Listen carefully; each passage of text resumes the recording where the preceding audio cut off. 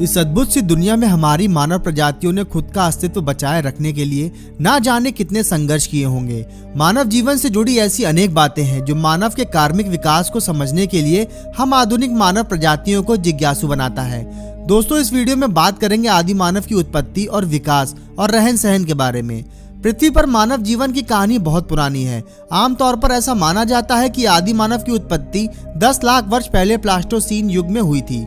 प्राचीन मानव की उत्पत्ति के संबंध में वैज्ञानिक सहमत नहीं है, लेकिन आदि मानव, जिसे प्रिमिटिव मैन भी कहा जाता है, ये अपने पीछे कुछ अवशेष छोड़ गए थे जो मानव विकास को दर्शाते हैं। जब इन अवशेषों को कहीं से उत्खनन से प्राप्त किया जाता है तब इन्हें पुरातत्व सामग्री कहते हैं, और जब वैज्ञानिक पुरातत्व सामग्री का अध्ययन करते हैं तब ये पुरातत्व विज्ञान कहलाता है।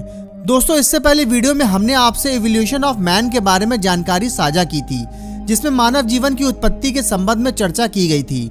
तो चलिए आज हम आपको आदि मानव की उत्पत्ति, विकास और रहन सहन के बारे में बताने जा रहे हैं। प्रारंभिक मानव जंगली जानवरों से अपनी रक्षा करने के लिए पत्थरों का उपयोग करते थे, इसलिए इसे पाषाण काल भी कहा जाता है और पत्थर का काल भी कहा जाता है। आदि मानव का जीवन बहुत कठिनाइयों से भरा हुआ था। उन्हें हमेशा से ही बड़े जंगली जानवरों का खतरा रहता था। उन्हें अपनी रक्षा के लिए पत्थरों के हथियारों का प्रयोग करना पड़ता था। प्रारंभिक मनुष्य को बोलना लिखना नहीं आता था, इसलिए पहले मनुष्य समूह में रहते थे। समूह में रहने के कारण वो बहुत शक्तिशाली हो जाते थे। इस कारण शिकार करने में आसानी हो जाती थी।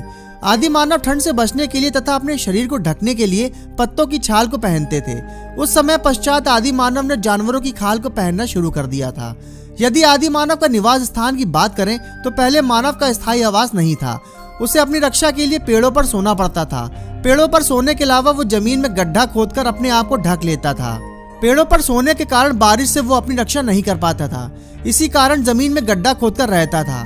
धीरे धीरे समय बीतता गया और मनुष्य ने गुफा में रहना शुरू कर दिया था। अब वो बारिश से जंगली जानवरों से बच सकता था और खुद के भोजन को भी सुरक्षित रख सकता था। अगर बात करें आदि मानव की कला आकृतियों की, तो मनुष्य ने जब से गुफा में रहना शुरू कर दिया था तब से वो खाली समय में गुफा में कलाकृतियां बनाया करता था। उसके चित्र में जानवरों के चित्र और पक्षियों के चित्र, देवी देवताओं के चित्र बने होते थे।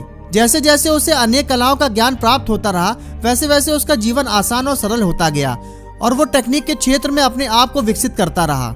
इसी के बावजूद निरंतर प्रयास के बाद उसे कृषि की तकनीक का ज्ञान हुआ। आदि मानव को कृषि के ज्ञान से उसके भोजन में प्रगति हुई। अब मानव अपने भोजन में मांसाहारी के अलावा शाकाहारी भोजन भी इस्तेमाल करने लगा था।